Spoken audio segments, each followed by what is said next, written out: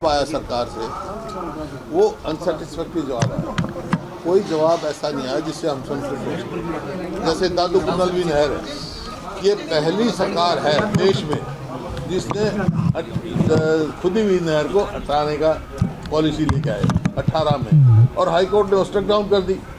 और ये कह रहे हमारे को तुम फैसला दे दो, हमारे को पता ही नहीं है। इन्हीं के समय में हाई कोर्ट का फैसला आया, वो हाई कोर्ट का फैसला पढ़ लेंगे, भूषण बत्रा जी बता देंगे आपको।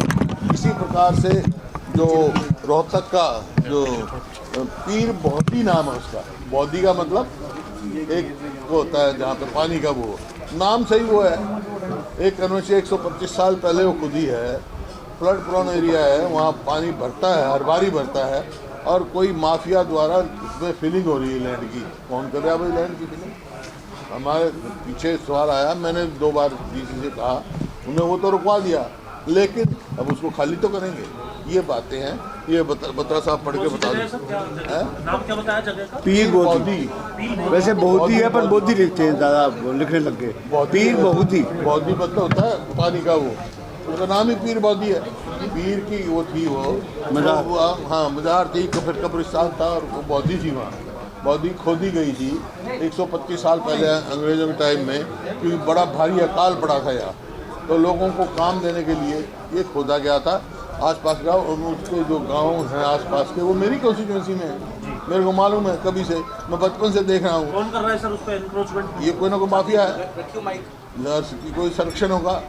मतलब इस बात के लिए तैयार नहीं है भाई। मैंने मेरे सिर्फ ये है सरकार से, जो खोद दिया, जो इलीगल भरत कर दी गई, उसको खाली करवाएं ताकि आगे फ्लड से नुकसान ना हो इलाके में। क्या कहना था सर सरकार का इसको? हाँ अब बताता हूँ। ऐसे कि आपको याद होगा कि खट्टर साहब जो मिनिस्टर थे, उन्होंने दादू पर नलवी को डी नोटिफाई किया था, और ये मैटर हाई कोर्ट का, ये मैटर आज निर्मल सिंह जी ने ये मैटर हाउस के अंदर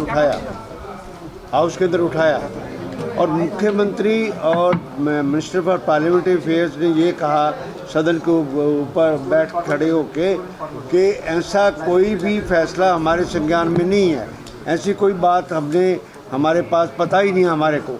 और सेकंड स्टेज में उसी टाइम कह गए हम सुप्रीम कोर्ट में गए हुए। इट मीन्स कि सदन में झूठ बोलना और तथ्य ना रखना वो एक बहुत सीरियस मामला है इस बात के लिए।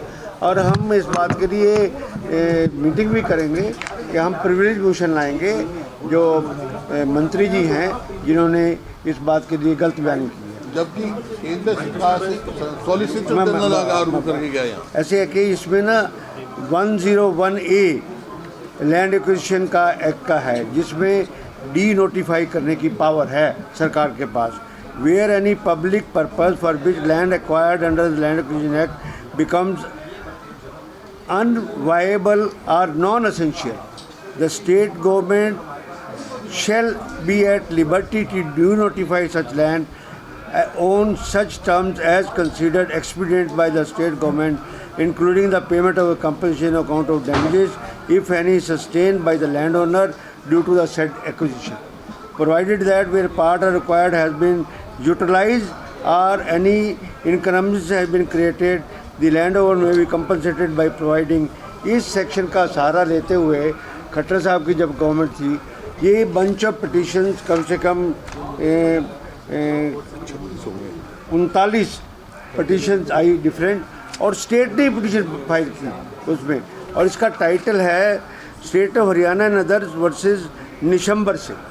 ये सिविल रिट पिटिशन नंबर है 11,498-2019 के अंदर ये फाइल हुई थी। देखो ये दादूपुर नलवी जो है, वो जो वाटर रिचार्ज करने के लिए बनवाई गई थी, क्योंकि इस इलाके का आपका कुरुक्षेत्र है, करनाल है, कैथल है, यमुनानगर है, और अम्बाला पार्ट है, वाटर टेबल बहुत नीचे जा रहा है, उसको रिचार्ज करने के लिए पुरानी स्कीम थी।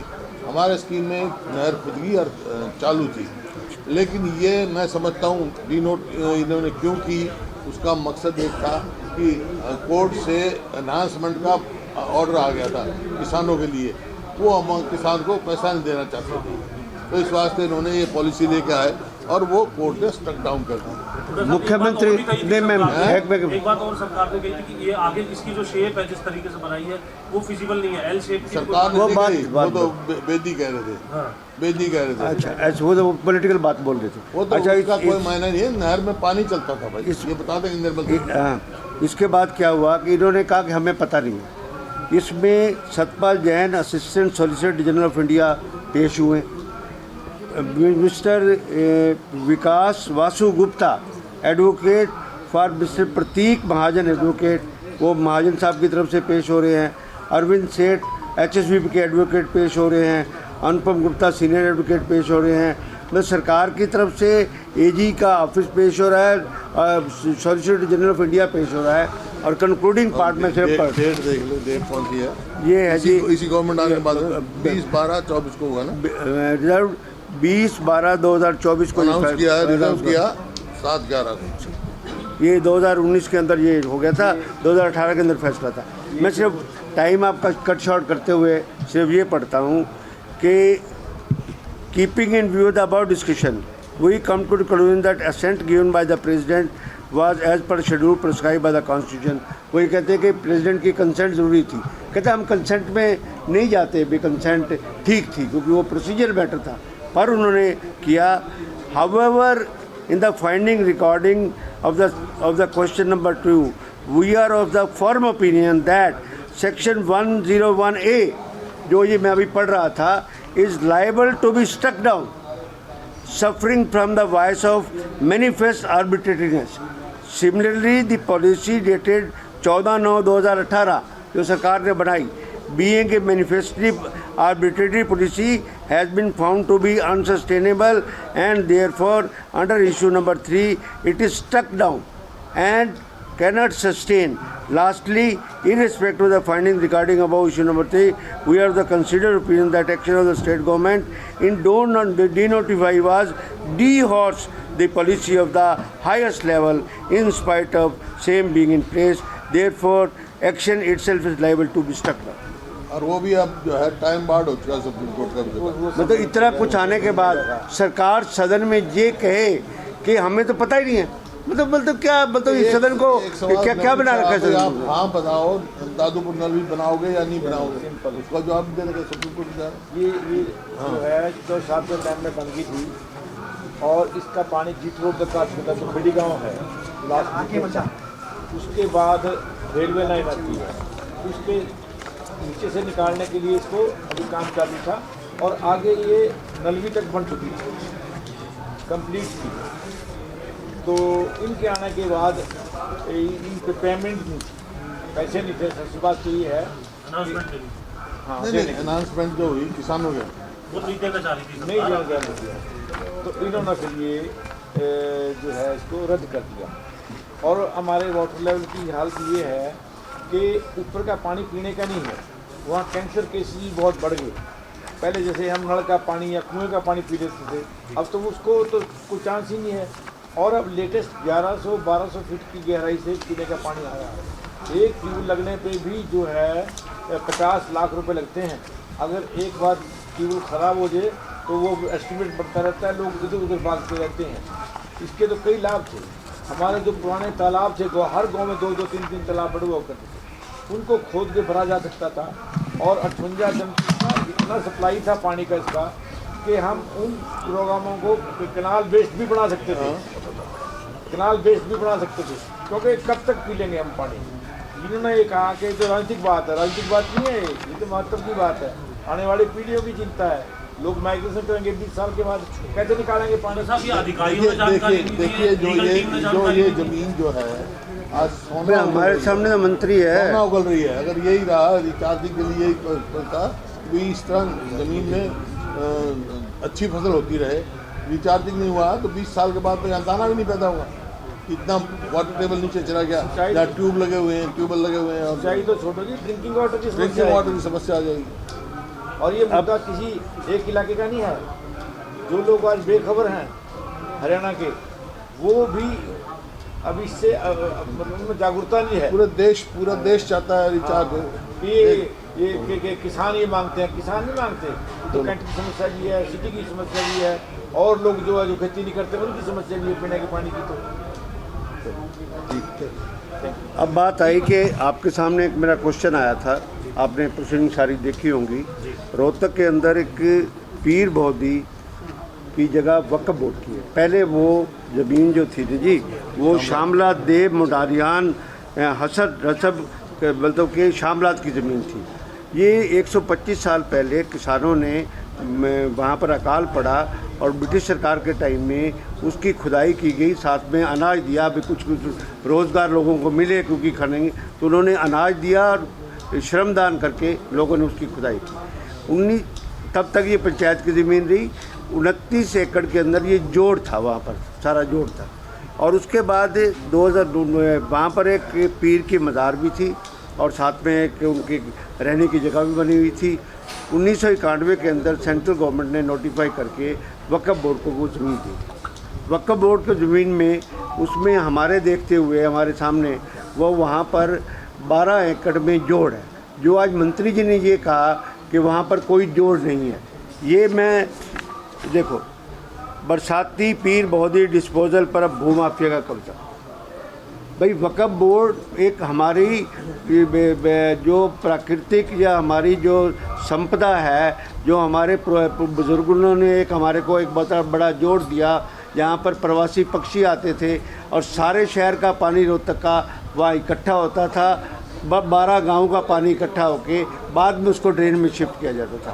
आज कितने जोड़ नहीं है। मैंने कभी कब्जा कर रहे हैं, ये तो वक्फ बोर्ड की ज़मीन है, इसको मना करना। और फिर ये मिट्टी की परत नज़र आ रही है सारी की सारी। अब 12 एकड़ में 4 एकड़ कर दिया है। अब मंत्री जी कहने लगे ये तो जोड़ है ही नहीं किसी हालत में। ये मैं इंतकाल की नकल आपके सामने पेश करता हूँ, जिसमें 21 बिस्वे गैर मुमकिन जोड़, 21 बीघे पुराने बीघे, 21 बीघे हम पुराने, वो तकरीबन 19 एकड़ बनती है। उसमें बनती है। अभी हमने वहाँ से रोहतक से कागज़ मंगाया है आपके सामने। तो ये भी हम सोच रहे हैं, मीटिंग करेंगे कि मैं मंत्री के खिलाफ प्रिविलेज मोशन लेके आएंगे। मतलब कि सदन में क्या ये देखते भी नहीं है कि दूसरी अफसर ने लिख दिया वही बात रिपीट करें। ये खुद हम जो बोल रहे हैं कम से कम उसको एग्जामिन करने की कोशिश तो करो, उसको देखोगे हम झूठ बोल रहे हैं सच बोल रहे हैं, या इसकी हम इंक्वायरी कराएंगे। कुछ जगह जो अफसर ने स्टीरियोटाइप ली उसी पे ही दोनों मामलों में इसी तरह अड़े हुए थे। सीधी सी बात है, ये बड़ा सीरियस मामला है पार्लियामेंट सिस्टम के लिए। इस तरह कि मंत्री का सदन में झूठ बोलना, कहाँ डेमोक्रेसी चलेगी, कहाँ प्रजातंत्र चलेगा। कल आप लाएंगे प्रिविलेज मोशन? आज हमको मीटिंग करेंगे। व्यक्तिगत सवाल नहीं है, ये प्रदेश के हित की बात है। दोनों मुद्दे जो प्रदेश के हित की बात है, ये डॉक्यूमेंट है बोलो। और मंत्री बयान देते हैं कि भाई वहाँ पर कोई जोड़ नहीं है। डॉक्यूमेंट मांगने जब तक ये सवाल उठाते वो डॉक्यूमेंट जो है। आप तो कई बार सदनों के अंदर हिस्सा रहे, सत्ता पक्ष और विपक्ष के तौर पर। पहले कभी हुआ है नहीं? ऐसा नहीं होता। हम कोई बात सदन के अंदर ऐसी कहीं नहीं, ये प्रिविलेज मोशन दोनों अगर कोई होती तो उस टाइम रियलाइज भी कर लेते। बूढ़ा साहब, ये प्रिविलेज मोशन दोनों इश्यूज पर लेके आएंगे ये हाँ मोस्ट लाइकली हम हाँ लाएंगे। अब थोड़ा टाइम भी लगता है तैयार करने में, एकदम नहीं कि कल लाएंगे। कल वो एग्जामिन करके कल नहीं तो परसों लाएंगे। तो आपने कई बार उठाया, राजनीति नहीं पर ये कोर्ट का भी मुद्दा सबको पता था, लेकिन सरकार कह रही है जानकारी जैसे नहीं है उसका। आप सामने मुख्यमंत्री को फिर कहते हैं हम हाई कोर्ट सुप्रीम कोर्ट जा रहे हैं। आप कोई ऐसा अगर कैसे हो भाई, सरकार को तो जिम्मेवारी है, तो पता होना चाहिए। वो पार्टी है, इसमें पार्टी है सरकार की तरफ से। स्टेट से हरियाणा वर्सेस निशंबर दास है, उसमें पार्टी है। और सदन के अंदर झूठ बोलना कि नहीं ऐसा कोई मुकदमा ही नहीं हमारे संज्ञान में नहीं है। मानना चाहिए भी ये है, उसी डिटेल देनी चाहिए। अब ये जजमेंट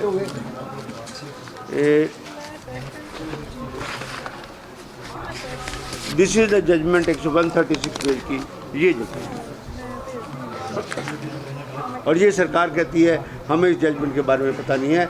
20/12/2024 की जजमेंट है, जस्टिस संधावारी है।